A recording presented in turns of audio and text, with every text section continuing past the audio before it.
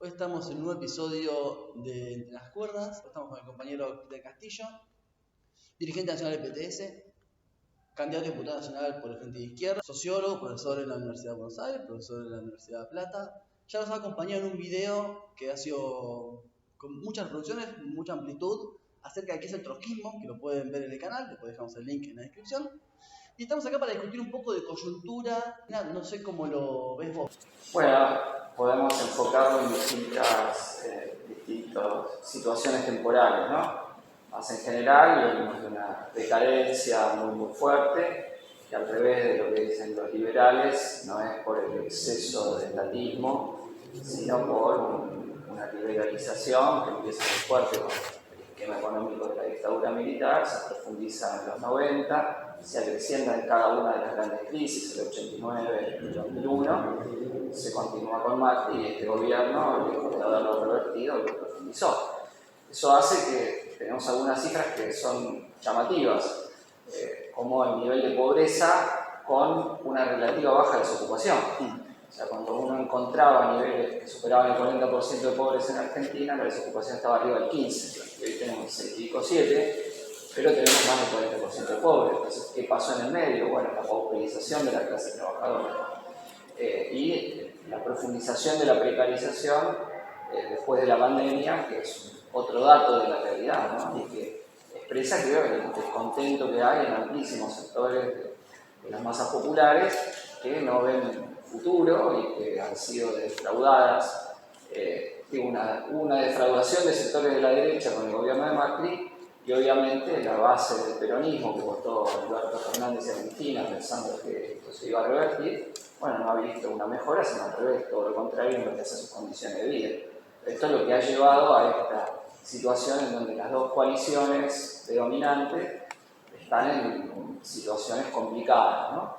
Donde no hay una hegemonía clara, quizás estemos hacia el fin de un cierto ciclo político, que expresa que no se presente ni Macri ni Cristina Fernández, y que en realidad se mantienen juntas pero atadas en gran medida con alambre, ¿no? Las fórmulas cruzadas que va a tener Juntos por el Cambio, en el sentido de que hay un pro y un radical en las dos que van a competir, y es el cierre vertiginoso y tan complicado de la lista en el Frente de Todos, ex Frente de Todos, actual Unión por la Patria, donde en 24 horas cambiaron la fórmula, hicieron bajación, y bueno, para terminar con un candidato de la embajada estadounidense y que en este gobierno ha sido encargado de continuar la aplicación del ajuste, como Sergio Massa, con muy buenos vínculos con parte de los dueños del país, y que no puede ser reputado de ser alguien progresista, izquierda, etc. Entonces ese es el candidato en el que termina, que uno puede decir, bueno, pero en esto Cristina tiene conducta, porque ya lo llevó a Scioli, lo llevó a Alberto, y ahora lo lleva a Massa, eso es así. Pero lo cierto es que venía haciendo sus clases magistrales, donde decía muchas cosas que eran ciertas, ¿no? Respecto de las condiciones del ajuste, de lo que significaba el FMI, pero su elección, junto con todo el peronismo, termina siendo un hombre que es el aplicador del plan del FMI, que fue artífice fundamental para que el acuerdo con el fondo se dé en el Congreso, ¿no? Entonces, creo que se acabaron los tiempos de las clases, vienen los tiempos de la política, y en los tiempos de la política la opción que ha tomado el área kirchnerista del peronismo es un candidato que va a seguir ajustando y que no tiene diferencias sustanciales, supongamos con Larreta, ni con el modelo extractivista y de precarización laboral que estamos viendo hoy, ¿no? Y que el peronismo ha sido corresponsable en haber llevado adelante. Entonces, si acá no hay una intervención del movimiento de masas para modificar la ecuación, bueno, la situación va a ser la continuidad de los padecimientos, ¿no? Independientemente de que el Estado tenga más ingresos en el próximo año, este año estuvo digamos, la crisis acicateada por una sequía muy fuerte, que tuvo una pérdida de 20 millones de dólares, pero empiezan los vencimientos de pago de deuda, ¿no? Entonces, vamos a una situación crítica donde creo que el otro dato es que, de algún modo, la rebelión en Jujuy anticipó que el pueblo trabajador no se va a quedar de brazos cruzados, que el descontento no es porque hay poco ajuste, como cree en su discurso los sectores de la derecha, sino porque hay un exceso de ajuste. Lo que discutíamos, lo charlábamos en la última entrevista con Miguel Gelforte, era en torno a esto de que hay un escenario de profunda crisis política, económica que acaba de describir todo, pero no hay una respuesta a lo la entrevista fue antes de los Jujuy. No hay una respuesta como puede ser los 90 con los SAS, con las pobladas, etc.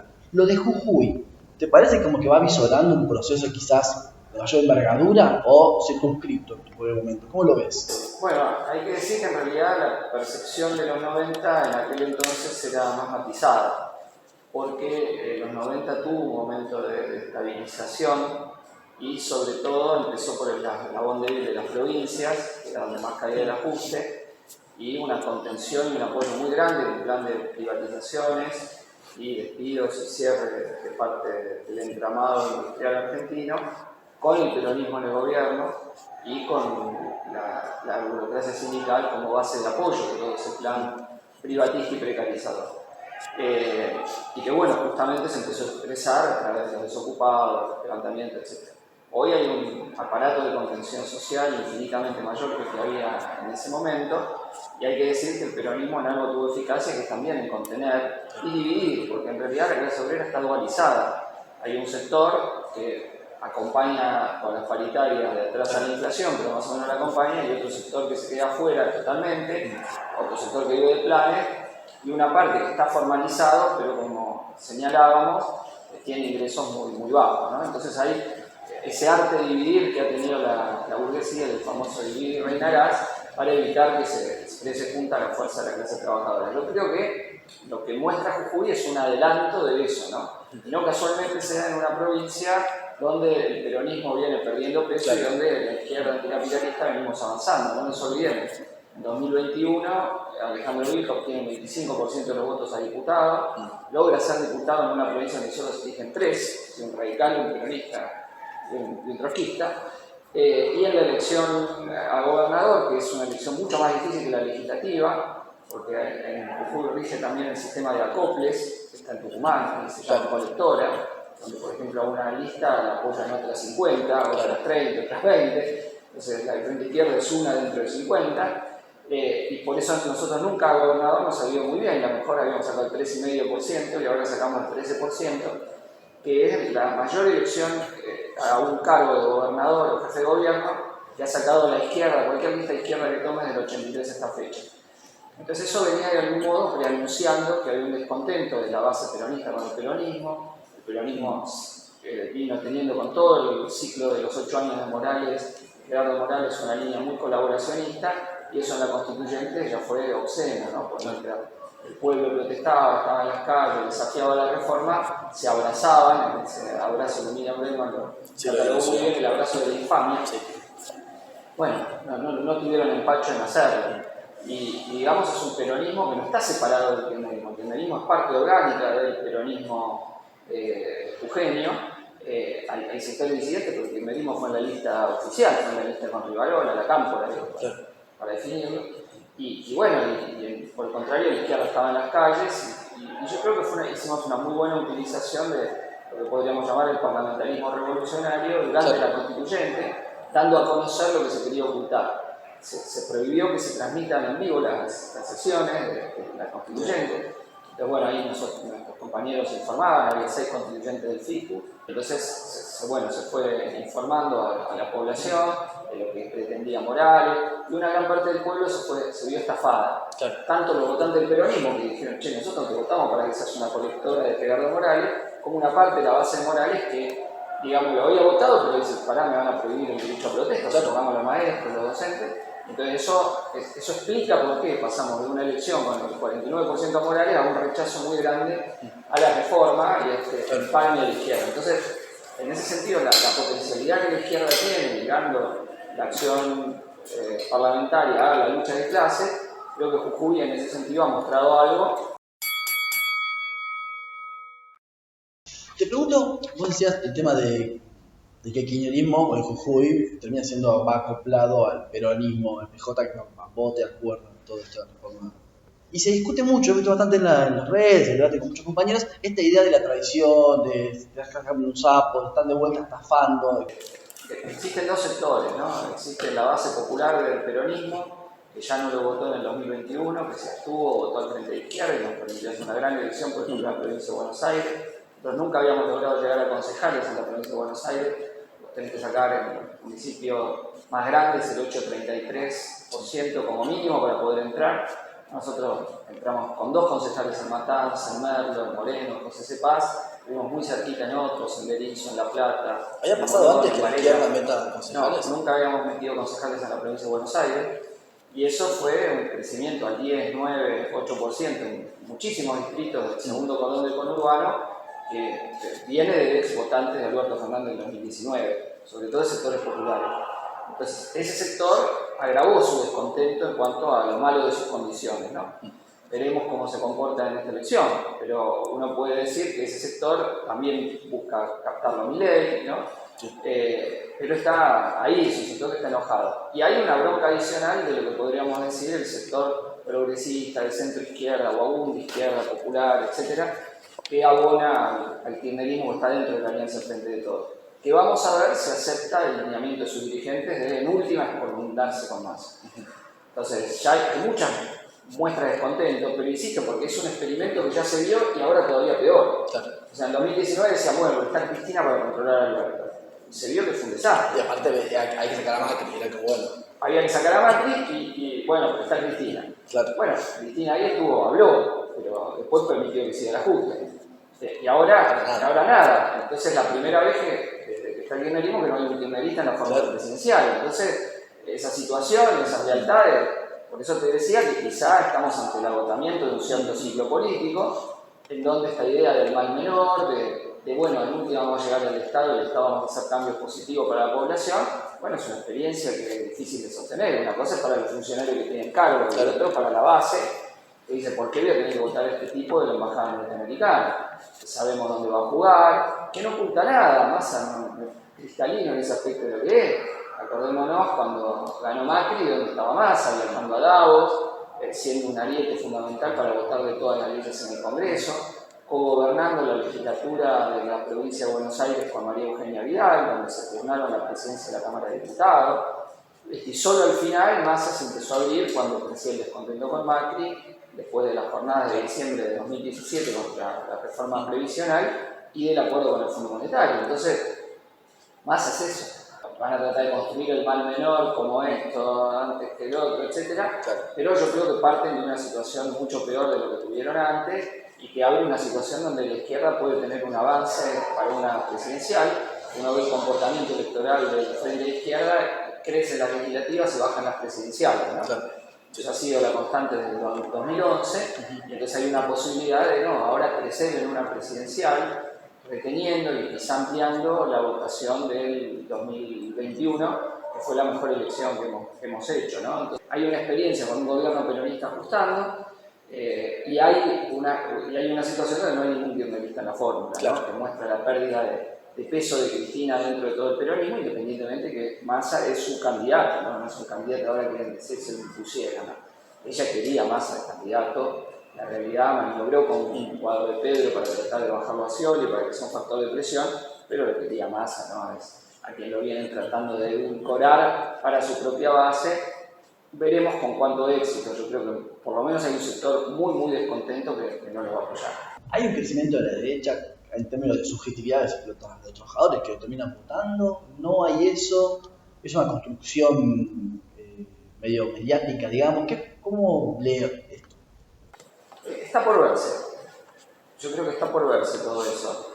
Hay, digamos, como el gobierno que ajustó, es un gobierno identificado como ser progresista, entonces parte de la bronca se canaliza por otras opciones, y eso en parte explica Milei, que fue una gran construcción mediática, una gran apuesta a la que ahora están tratando de bajar, ¿no? Porque es significativo el último mes cómo ha aparecido mucho menos Milei, y como todas las noticias de Milei, por ejemplo en Clarín, son negativas. Todas las noticias, sí. Todas, no hay una. Aunque sea secundaria, algo menor, boom. Entonces lo están tratando de bajar y contener. Entonces, ¿resistirá eso? ¿No? Bueno, veremos. En las provincias le fue muy mal a los candidatos de Milei, entonces uno no puede decir hay un giro general hacia las ideas libertarias, no lo hay, fue pero pésimo, mucho peor que antes dijo Milei, que con los candidatos Bussi no llegó al 4%, y había sacado el 15%, cayó al 9%, bueno, ni a Menem le fue bien en La Rioja. Entonces, ahí hay un interrogante hasta dónde llegará, aunque, digamos, con una enorme campaña mediática ha tratado de llegar a un sector popular que tiene descontento y que le entra la idea del emprendedor, ¿no? Claro. La informalización generalizada que tiene la juventud, donde lo que nosotros decimos, che, quieren flexibilizar el trabajo, ya está hecha esa tarea en la juventud, que trabaja sin aguinaldo, sin vacaciones, sin licencia por enfermedad, sin licencia por estudio, un montón de horas.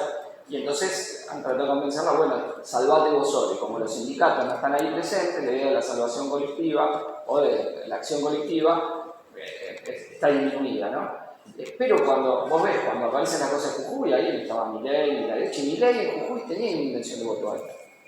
No el candidato de Milei, pero vos veías las encuestas previas, Milei, una parte de sectores populares estaba que lo podía votar, pero ahora la lucha de clases fue con la lucha de clases, está haciendo los piquetes, está participando en los cortes, fue a la marcha con los docentes, no le entra todo ese discurso. Entonces, por eso digo que hay que relativizar todo eso del tiro a la derecha, veremos. Y después están cruzados los candidatos en las dos grandes fórmulas del Juntos por el Cambio, ¿no? No es una fórmula de halcones contra paloma, aunque la Reta estratégicamente tiene una línea posiblemente de mayor negociación para aplicar el ajuste, de darse cuenta de la relación de fuerzas y tiene que actuar en la elección para que Patricia Bullrich no le gane con un sector que sí se ha derechizado, una derechización de la derecha que en parte expresa una parte de los votos de Milei y que expresa también Patricia Bullrich. Pero a la hora de actuar, vamos a ver, ese 70% de la Reta nosotros ya lo vimos en el gobierno Macri. O sea, no solo Massa, sino el sector del peronismo federal, que atravesaba Pichetty, que dividió los bloques del peronismo, ya era parte de donde estaba. Incluso negociadores como Monzó están con Bullrich, digo, para ver los cruces, ¿no? Entonces vamos a ver lo que sería, quién gana la interna y cómo sería ese hipotético gobierno Juntos por el Cambio. Que yo creo que están mirando Jujuy en el sentido de ver, che, esto no va a ser tan fácil. O vos fíjate, Jujuy Morales había negociado con el peronismo y dijo, ya está, ¿qué va a pasar? No va a pasar nada. Una negociación, Rivarola, bueno, no. Entonces, eso yo creo que lo deben estar mirando muy bien, porque dicen, a ver si nos pasamos de rosca. Y entonces, ¿qué tienen que negociar? ¿Qué tienen que conseguir? Es problemático. Yo creo que la propia conducción de la clase dominante, círculo rojo como se lo llama, confía obviamente de un Milei que dice que empuja la revolución en 3 días y que llega a ganar, y también tiene cierta duda porque el peronismo le garantiza contención social. En eso, yo insisto, el peronismo ha tenido eficacia durante su gobierno con el control de los sindicatos y una parte de los movimientos sociales, haber evitado una respuesta superior, que el enojo se transforme en grandes acciones colectivas. No es que no hubo acciones, pero digo a la altura de lo que vos preguntabas antes del nivel de ajuste sufrido, ¿no? Yo creo que ahí también la clase dominante discute que esas son sus opciones. Ahora, por eso no es menor, si la izquierda tiene un buen resultado electoral, es un dato político de que, ojo, hay algo que las masas están expresando, como en parte lo expresaron en Jujuy, ¿no? Así que yo sobre cuánto se derechiza la sociedad hay que verlo, ¿no? Hay que verlo, hay coyunturas, hay construcciones mediáticas, hay el intento de construir un sentido común individualista en contra de la acción colectiva, de estigmatización de las formas de lucha, de los cortes de ruta, de las movilizaciones, de los sectores populares, obviamente, y nosotros también tenemos el desafío de decir que tenemos una alternativa de futuro que no es simplemente que no avancen más, ¿no? Cuando en el caso nuestro del PTS decimos que hay que reducir la jornada laboral sin flexibilización, con un salario que cubra el costo de la canasta familiar y repartiendo las horas de trabajo entre los cuales ocupados, lo cual, aplicado solo en las 12.000 principales empresas del país, podría dar lugar a 1 millón y pico de nuevos puestos de trabajo genuinos, de trabajo con derechos. Bueno, estamos mostrando que hay un futuro frente a esto que es el crecimiento de la jornada laboral que llevan ellos y de la precarización. Porque hoy, con esto que estamos hablando de trabajadores pobres, lo que ha crecido es que tenés que hacer changas como algo habitual o tener un segundo o tercer trabajo como algo habitual. Hoy se trabaja más y más precario, ¿no? Y que ha habido una enorme transferencia de ingresos del trabajo hacia el capital. que es la otra cara de los trabajadores pobres. Un centro ligado al gobierno, cifra de la CTA, para junio del año pasado decía que esa transferencia había sido de 71.000 millones de dólares, podría estar en 80 y pico mil. El trabajo es el capital, entre Macri y Alberto, no solo el gobierno de Alberto, entre Macri y Alberto. Otros economistas de Rosario, el grupo Mate, dice que desde Macri hasta ahora se perdió un auto en el salario promedio. O sea, te sacaron 5 millones de pesos de lo que tuviste de pérdida. Un auto 0 kilómetros cada trabajador en Argentina. Entonces esa transferencia de ingresos de trabajo al capital, bueno, ha hecho una sociedad más desigual, insisto, más precarizada, porque el empleo ha vuelto, pero en gran medida por trabajo informal o el fraude del monotributo, y con una jornada laboral más extensa. Entonces, frente a eso nosotros tenemos que mostrar que hay una alternativa y que nosotros queremos una sociedad diferente donde los avances de la ciencia y la técnica estén al servicio de mejorar las condiciones de vida y la realización plena de todo el pueblo trabajador, y no solo que al revés, que eso sean usados para explotarte todavía más, ¿no? Hay 4 listas de izquierda, 2 de frente de izquierda, después está el Nuevo Más y después está la tendencia política obrera. No te puedo preguntar por qué no todos juntos, nosotros desde nuestro canal bregamos por una lista unitaria. Entiendo aparte que las 4 listas son 4 listas trotskistas, que más o menos, justamente por su origen, deben tener un programa y un planteamiento relativamente común, pero ¿por qué considerás vos que hay un fraccionamiento de la izquierda en este punto? Primero pasar a las 4 listas, pero después la tenemos interna de frente de izquierda. Y si hay diferencias estratégicas, programáticas de fondo, o pasa por otro plano. ¿Cómo lo ves, digamos? No, en realidad son las dos cosas, porque podríamos haber estado en una sola lista con esas diferencias programáticas estratégicas, y existen diferencias programáticas estratégicas dentro de un cierto marco, ¿no? En el caso de la división del frente de izquierda, bueno, los compañeros del Partido Obrero y del MST optaron por ir a los pasos, es una opción que ellos evaluarán porque la han tomado.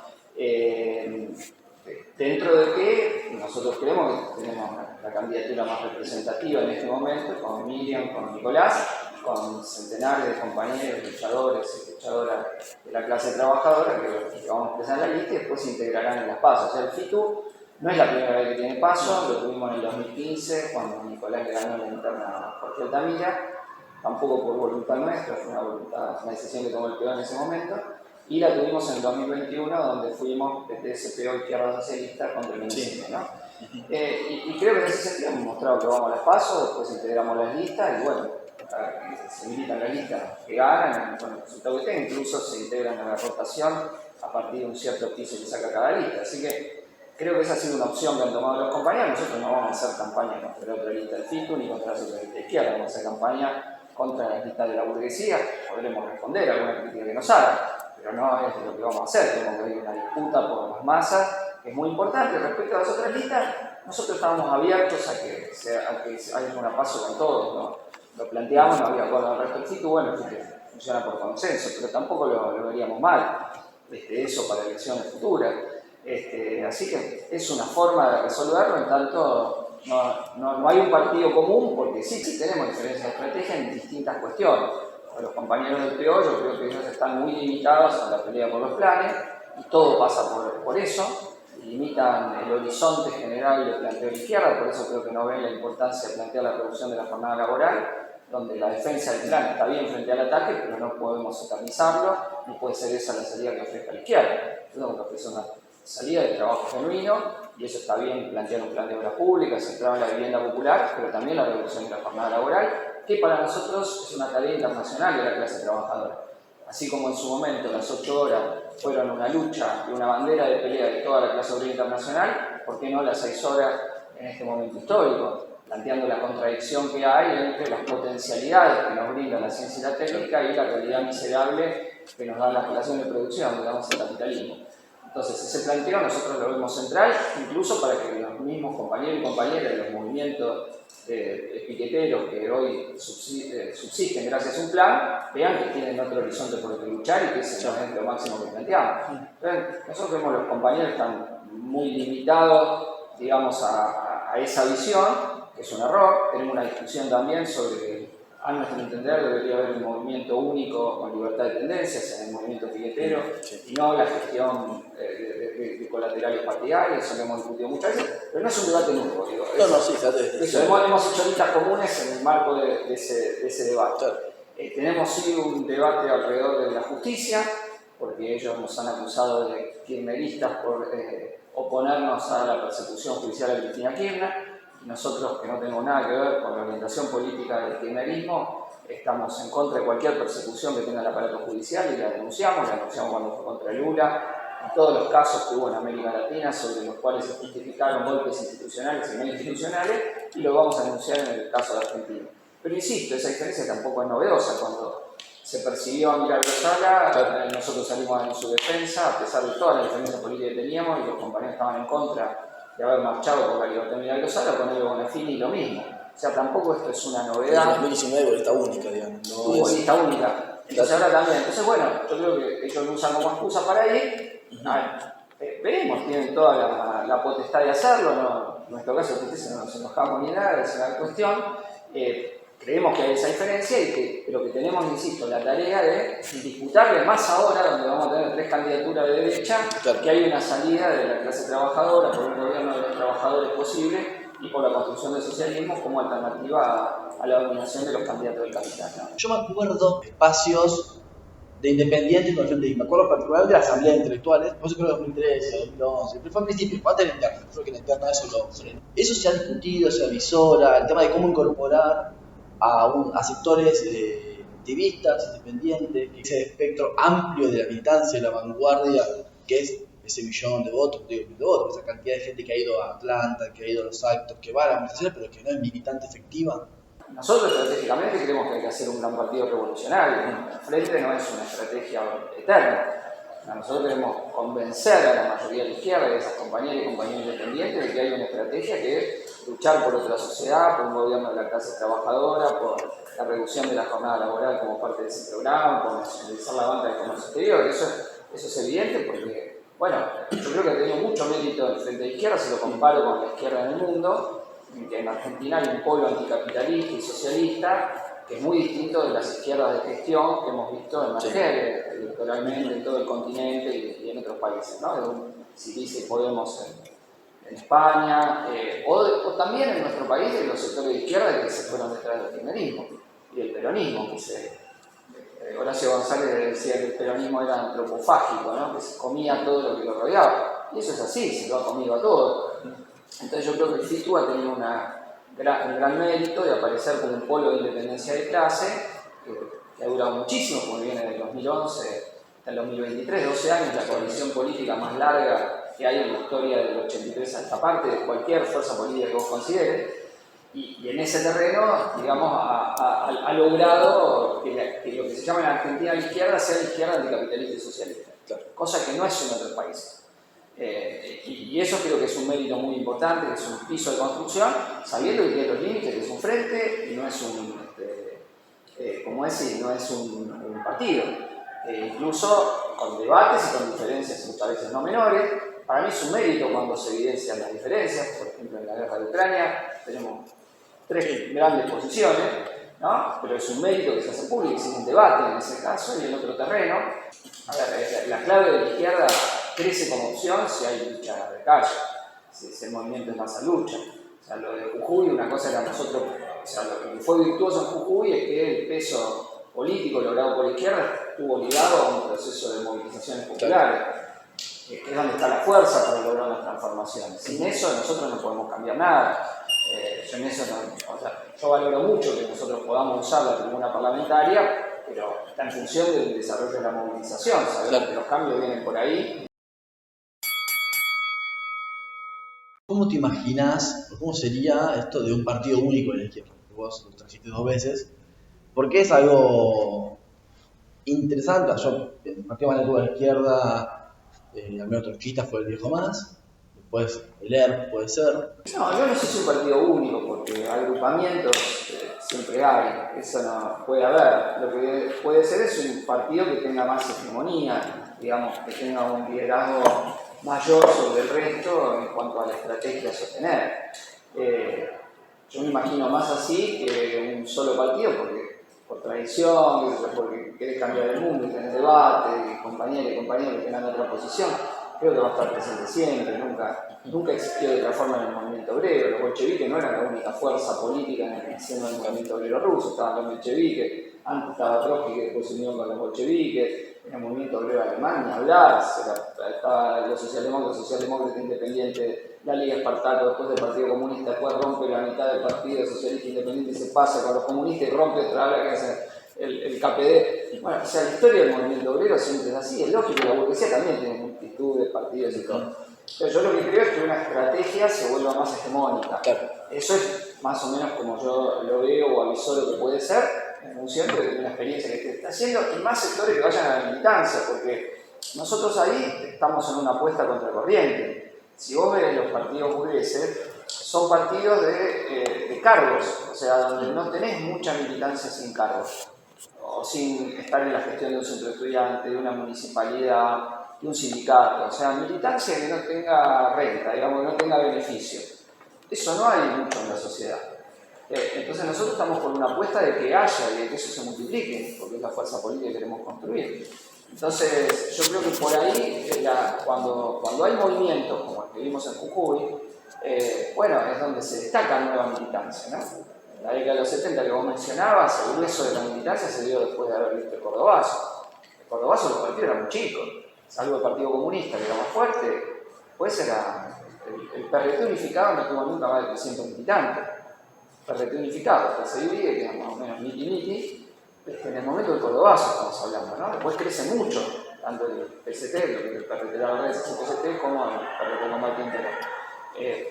¿Por qué? Porque la visión de esa acción de la clase obrera derrotando a las fuerzas represivas mostró, che, la revolución puede ser. Y se sumó un enorme contingente de jóvenes y de trabajadores a la militancia política. Entonces, yo creo que esas situaciones son lo que empujan y pueden, bueno, crear una situación nueva que termine con el escepticismo y vea esa apelación a que la acción colectiva puede transformar la realidad y que hay otro futuro para ofrecer que no sea esta decadencia. El capitalismo nos ayuda en un sentido de que no nos muestra futuro. A la juventud no le da futuro, el planeta le está haciendo puré, las guerras. Entonces, si queremos evitar eso, bueno, una transformación social de envergadura. Yo creo que nosotros hoy somos un pueblo político, ¿no? Minoritario, pero un pueblo político importante, que habla en la realidad política nacional, que se la escucha, que se la respeta aún desde oponerse a nuestras posiciones, y creo que eso es un capital político enorme para cuando haya radicalización. ¿A qué me refiero con radicalización? A que decenas de miles de personas digan, che, que militar. Si vos no tenés algo construido en ese momento, no se inventa. Contiene la burguesía, forma otra cosa. Entonces ahí yo creo que esto es parte de lo que estamos acumulando, de un proceso de acumulación para cuando haya un despertar o un giro político izquierda del movimiento de masa y la experiencia que hoy se está haciendo con el peronismo se profundice. Claro. Ahora, podemos en el medio pasar por muchas cosas, podemos pasar por un gobierno de lucha duro, que reprima, que nos ilegalice, todo eso puede pasar y estar en el medio, pero bueno, son los gajes del oficio, ¿no?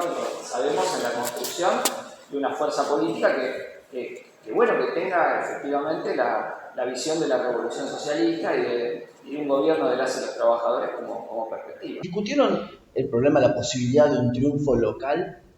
Bueno, eso puede ocurrir. Los comunistas, cuando eran revolucionarios, antes del triunfo de la estalinización, dirigían en distintos países municipalidades.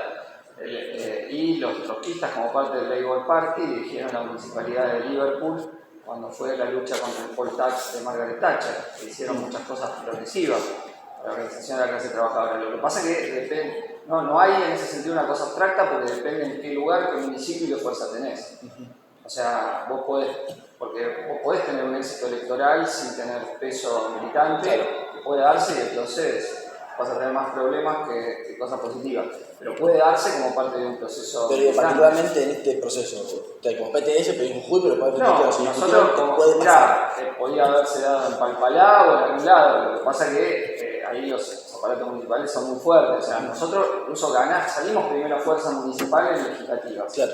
Salimos en Ledesma una vez y en Palpalá en otra. Pero era elección de medio término de concejales, donde no estaban los acordes del sistema. Como posibilidad puede ocurrir, y bueno, utilizaremos esa posibilidad aprendiendo de lo mejor que tuvo la tradición revolucionaria para hacerlo.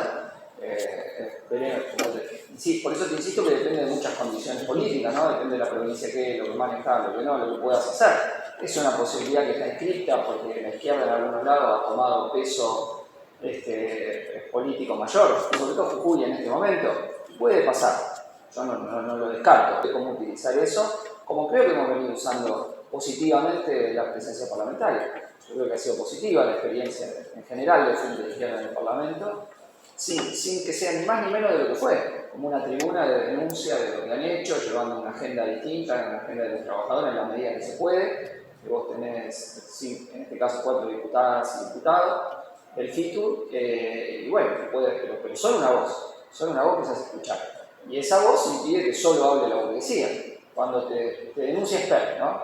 Y te denuncia Alberto Fernández, Cristina, a Del Caño, a Bregman y a Romina del Pla. Bueno, es una denuncia donde la izquierda, como parte de la composición de la lucha popular, en realidad con Cristina y Alberto debería ser agradecido porque el peronismo le dio todo a Morales para que haga la reforma, no lo hace por una cuestión de estrategia electoral, pues si tendría que ir en serio, tendría que mandarle regalo por todo lo que le dio el peronismo a Morales, ¿no?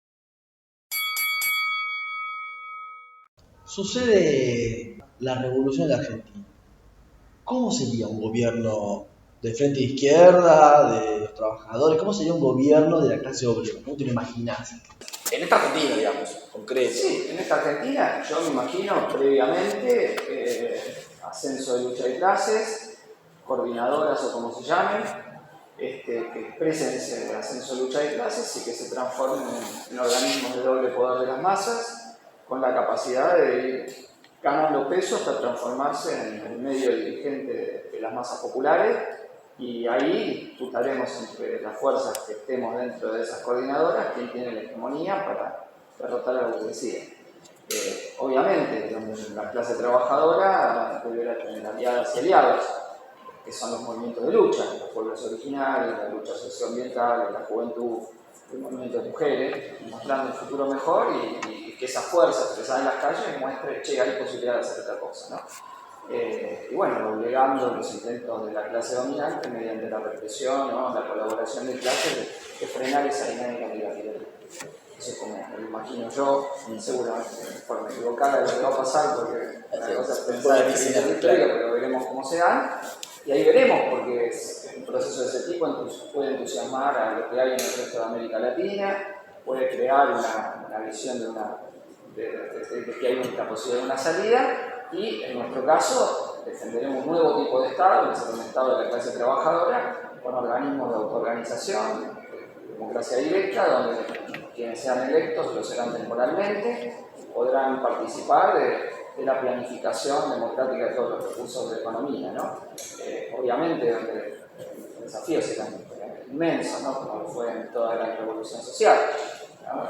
En este caso, cómo llevar adelante la transición energética, cómo transformar la producción agraria de conjunto, cómo evitar lo que hoy es la miseria en las grandes ciudades de enormes contingentes del pueblo trabajador, bueno, cómo todo eso superarlo, pero digo, partiendo de que las condiciones técnicas, por decirlo de alguna manera, son infinitamente superiores a las que tuvieron la revolución del siglo XX. Lo que heredamos, digo, del país burgués, aún con la decadencia que tiene Argentina, es infinitamente superior a lo que tuvieron que hacer los rusos en su momento, ¿no? Que la gente no sabía leer, ¿no?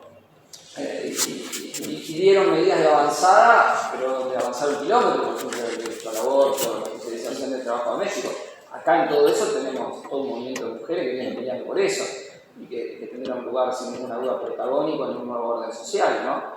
Tendremos el desafío de demostrar que hay una forma de democracia superior a la democracia capitalista, donde, bueno, hay que luchar permanentemente por la mayoría para sus posiciones.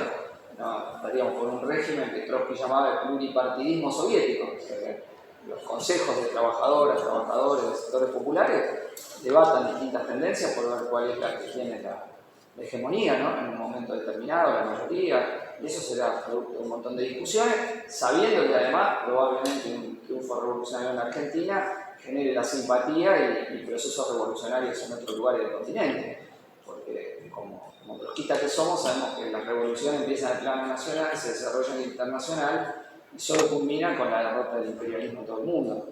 Entonces, un eje Argentina-Brasil, como lo pensaba el Gregorio Justo, ¿no? Tan interesante, ¿no? Como el gran polo latinoamericano, que la burguesía lo hace como payasescamente, ¿no? Dicho, hecho en realidad sería impresionante, hacer realidad la posibilidad de la unidad latinoamericana, una federación de repúblicas socialistas latinoamericanas, sería impresionante para poder tener un polo que avance y favorezca el triunfo de la revolución socialista. Ese proceso no podría detenerse en Argentina. Sería muy difícil, o sea, sería negativo que se detenga solo en Argentina, ¿no?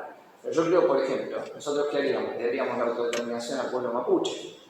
Le diríamos que parte del territorio argentino quiere tomar. Se lo damos, haga lo que quiera. Yo creo que los mapuches chilenos van a ser simpatizantes enseguida del régimen revolucionario en Argentina. O le diríamos la parte de Chile que ustedes tienen la toman. Tienen todo el derecho. Ustedes fueron 500 años oprimidos y sojuzgados. La revolución socialista no quiere liquidarlo. Al revés, quiere que ustedes tengan todos los derechos. Tenemos una deuda histórica por cómo los aplastamos. Lo mismo. Yo creo que lograríamos aliados en todo el continente. Y cuando reducimos la jornada laboral, si acá no se trabaja más de 6 horas, si el pueblo lo impone, discute, delibera democráticamente, dice, está bien, es lo que podemos hacer, tengamos en la Revolución Rusa, las 8 horas se conquistaron como parte de la revolución. Es una gran bandera del bolchevismo. Decía una parte de los 3 grandes ejes que ellos tenían del planteo político, ¿no? Abajo la autocracia, las 8 horas eran uno. Y se consigue, lo impone la clase obrera con la revolución. Bueno, acá se puede imponer las 6 horas. Yo creo que sería todo el mundo la clase trabajadora y dije, che, yo quiero laburar 6 horas, yo quiero laburar 14, yo quiero laburar 13, con derecho, no explotado. Y yo puedo discutir y deliberar cómo se planifica la economía, muy burocrática. O sea, después de la Revolución Rusa, el gran karma fue que las revoluciones del siglo XX tuvieron el modelo stalinista como, digamos, como el ideal, de alguna forma, que impusieron distintas direcciones, ¿no? Modelo partido único, todo de arriba hacia abajo, nada de autoorganización. Bueno, nosotros seríamos lo contrario. Nos inspiramos en el Lenin del Estado y la Revolución, que plantea justamente que los de abajo tienen la capacidad de dar vuelta a todo y de dirigir todo. Pero eso sería lo que empujaríamos con todo, ¿no? Formas de autoorganización en todas las formas de la vida. Y lo que vimos en el siglo XX, en el primer año de la Revolución Rusa, la experimentación en todos los terrenos de la vida, bueno, sería lo que trataríamos de recrear. La libertad para la ciencia, para el arte, llevar el arte a la vida, todas esas grandes aspiraciones de transformación del mundo, o un tratamiento distinto con los bienes naturales comunes, ¿no? Mostrar que se puede hacer eso diferente, frente a esa preocupación real por qué va a pasar con la casa común, con el planeta que todas y todos habitamos. Digamos, bueno, mostrar que queremos que la humanidad escale un nuevo peldaño en su posibilidad civilizatoria, ¿no? Y que queremos desterrar toda forma de explotación y opresión. Yo creo que eso puede despertar el entusiasmo de las masas, no solo en América Latina, sino en muchos lugares del mundo. Y ese sería el desafío que tendríamos. Yo lo cuento así y obviamente eso estaría lleno todo de dificultades, sabríamos que habría fuerzas militares que querrían reprimirnos, todo eso, pero bueno, también hay que salir de esa idea de que ellos son todopoderosos y nosotros no tenemos nada. Los yanquis eran todopoderosos en Vietnam y perdieron, eran mucho más fuertes que los afganos, que terminaron ganando los talibán la guerra. Los talibán. Y Irak se fueron también bajando. Entonces, acá como fue Malvinas, se creó una idea derrotista de que cualquier cosa que haga vienen los marines, te invaden. Y no es así, no es así, no es que pueden hacer lo que quieren. Alguna cosa tratan de hacer, pero no siempre pueden hacer lo que quieren. Y cuando vos tenés simpatía por lo que luchás, bueno, podés tener más al mundo defendiéndote también. Siendo a lo mejor nosotros no podemos hacer eso todavía, pero hay que dar la experiencia. Y bueno, yo creo que el entusiasmo popular, y sobre todo hoy se dice, como es la juventud, se hizo derecha, nada. Entusiasmo juvenil, una salida colectiva, que es lo que tenemos que mostrar. Porque en última, el joven que va a votar a Milei es porque no ve otra perspectiva. Claro. ¿Está bien? Porque no ve el sindicato, no ve la organización en el barrio, ve el clientelismo nada más como que aparece, el puntero, el gobierno que viene, que eso no, ¿qué futuro es? No, nosotros tenemos que mostrar que hay otro futuro, ¿no? Desde abajo, que se puede. En nuestra experiencia vital, nosotros pasamos el 2001, ¿no? Es lo que más olorcito tuvo una revolución, que fue una rebelión limitada, menos que el cordobazo, pero que fue un proceso sin ninguna duda de creación de las masas. Vos fíjate, en ese momento se ocuparon como 300 fábricas, ¿no? que se pusieron a producir. Bueno, algunas de ellas siguen funcionando, ¿no? En Maigrafsa, ¿no? En el caso de fábrica donde hay compañeros míos que participan de la autogestión de esas empresas. Bueno, eso es un punto enorme, porque en Argentina no es que vos tenés que enseñarle a la gente que puede dirigir una fábrica. Ya está, es parte de la experiencia histórica, que sobrevive de cooperativas con direcciones conciliadoras hasta otras que son combativas. Bueno, eso muestra una perspectiva del futuro. Por ejemplo, los burgueses se van a ir todos a Miami, si hacemos la revolución, no tengo duda. El hijo de algún burgués podrá ser impactado ideológicamente, pero la gran mayoría se van a ir, pero nosotros mostraremos que tenemos un plan racional. Es irracional que haya 2 millones de viviendas vacías, mientras 3.800.000 familias no tienen acceso a los servicios básicos. El uso del territorio, bueno, todo un montón de cuestiones, que es la degradación que muestra el capitalismo, que lo podremos mostrar en forma diferente. Entonces, me parece que en ese sentido podremos abrir una esperanza de que hay un mundo mejor posible, no simplemente soportar la decadencia del capitalismo.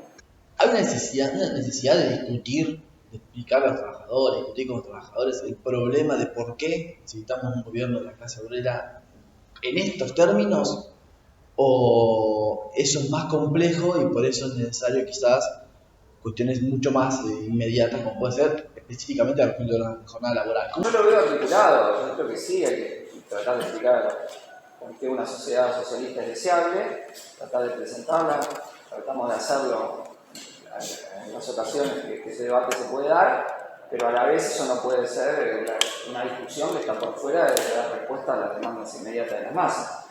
Yo creo que las 6 horas en parte es un puente porque muestra que en el socialismo sería distinta la organización del trabajo, ¿no?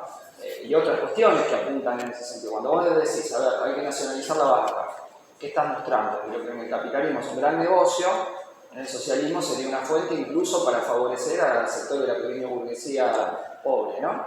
Que tendrían crédito barato para producir. O sea que nosotros no haríamos, porque en realidad yo más que de socialismo hablé de la sociedad de transición que apunta al socialismo, ¿no? Del comienzo de la construcción de la sociedad socialista, donde todavía hay un Estado y no se ha logrado plenamente la igualdad social. Entonces en esa transición tendríamos además que crear muchas cosas, ¿no? Porque se nos presentarían problemas nuevos. Los rusos presentaron todo tipo de problemas. Entre otras cosas, usar los oficiales del ejército zarista para la guerra civil. Claro. El problema que tenían, pues no tenían especialistas militares para combatir, o sea, necesitaban en la guerra. Técnicos, ingenieros. Bueno, ¿cómo tener médicos? Que se diga, nosotros hay parte de la sociedad, o sea, vos no construís en el vacío algo. Nosotros tenemos un sistema educativo, un sistema de salud, y lo heredaríamos y partiríamos de ahí para mejorarlo, transformarlo, y que siga cumpliendo situaciones. O el propio sistema bancario, la base del sistema bancario capitalista sería la base de una industria bancaria nacionalizada que cumpliría otro rol, ¿no? Respecto al que juega, o el control del comercio exterior. Nosotros estamos adelantando con esas demandas lo que para nosotros sería la nueva sociedad. Claro. Ahora, parcialmente puede darse algo de esa demanda en una sociedad capitalista, a veces sí, muy parcialmente puede ocurrir. Hasta el final necesita una transformación social plena, pero damos una idea de que las cosas pueden ser diferentes. En un control obrero, cuando uno plantea el control obrero de la producción, está planteando una sociedad donde los propios trabajadores dirijan la organización de la producción, donde se rompan el que manda y el que obedece, que sea todo hecho colectivamente. Cuando una fábrica recuperada se discute en asamblea cómo se produce, qué se produce, che, hagamos un plan anual, los propios laburantes lo votan. Bueno, eso es lo que nosotros aspiramos a hacer al conjunto de la economía, pero no a nivel de una fábrica, sino a nivel de una economía general. O sea, toca romper con eso que tiene que haber alguien que mande por arriba contra el trabajador que solo obedece órdenes. Solo puede saber de su actividad y no pensar en política. Lo nuestro es una politización de la vida en ese sentido. En el sentido de que vos haces tu actividad, tu vida, pero reflexionás y deliberás con tus compañeros y tus compañeros los destinos de la sociedad. Esa sería una democracia de las y los trabajadores, ¿no? En la poligriega eran las personas libres debatiendo sobre la base de la esclavitud. Acá serían las personas libres, sin nadie en situación de esclavitud, debatiendo y deliberando, pero con una jornada laboral reducida, porque yo tengo que estar laburando 12 horas todo el día, no puedo pensar, no puedo esclarecerme mínimamente, quiero solo distraerme, alienarme, no me molesten con eso, me despolitizo. El tiempo libre ayuda a la politización de la clase trabajadora. Entonces, nosotros aspiramos a eso, esa sociedad de transición global haciendo. Bueno, eso cuando podemos lo tenemos que transformar. Ahora, si nosotros no decimos, che, está el problema de los salarios, y solo le decimos el problema del socialismo separado, no tratamos de buscar puentes, bueno, nos reducimos el nivel de influencia que podemos tener en momentos donde el socialismo no es visto como alternativa como millones. No es lo mismo si hay un país socialista que vos tenés que decir, che, yo quiero hacer como esto. Hoy no lo tenemos, en eso nos preguntan, ¿en qué país pasa lo de ustedes? Y en ninguna, y es la verdad. ¿Qué le vamos a hacer? Una dificultad que tenemos por la derrota que sufrió el movimiento obrero, por la burocratización. Y eso no es magia que lo resuelva. Eso es parte de la realidad y nosotros no decimos ninguna. O incluso las chicanas, vos querés Venezuela. Claro, bueno, y separarnos. Como chicana, como... Lo que se llama socialismo son cosas horribles. Entonces, eso no. Entonces, bueno, es parte del debate que tenemos, nos separamos, decimos eso no, etc. Pero bueno, los compañeros de Ración y Revolución terminaron planteando un momento agendista. ¿No? Un momento pacifista. Pasó de discutir el socialismo, aparentemente maximalista, a discutir un triunfo electoral posible. Un triunfo electoral posible sin revolución. Que tampoco puede haber esas hipótesis, no es descartable. O lo que vos me decías de la municipalidad, el problema es que si no hay autoorganización de las masas y capacidad de movilización, eso no puede hacer ninguna transformación, porque la burguesía te sopla y te tira. Entonces, cualquier cosa, la clave es la organización popular y la autoorganización, que es lo que te puede dar sustento. Si vos definís, che, organizamos la lucha por la tierra y la vivienda, y el territorio, y tenés, bueno, o sea, ahí es otra cosa, la burguesía no tiene la mano libre. Organizamos los trabajadores municipales que luchen y defiendan esto es su conquista. Los trabajadores de la educación, esta es su conquista. Bueno, empieza a hacer otra cosa, tener fuerza material, ¿no? Claro. Si no hay fuerza material, es episódico y enseguida te barren, eso es así. Entonces la clave es la capacidad de organización, existe una fuerza social que acompaña la lucha por las ideas que defendemos. Cristian, muchas gracias de vuelta por estar en el canal. Agradecemos a los compañeros de Cultura del Barrio que nos han prestado acá de vuelta a instalaciones para esta cuarta entrevista. Yo agradezco haber conocido el espacio, también acá muy interesante, que debe ser único, único en el país, así que un plus la entrevista con haber conocido también el lugar.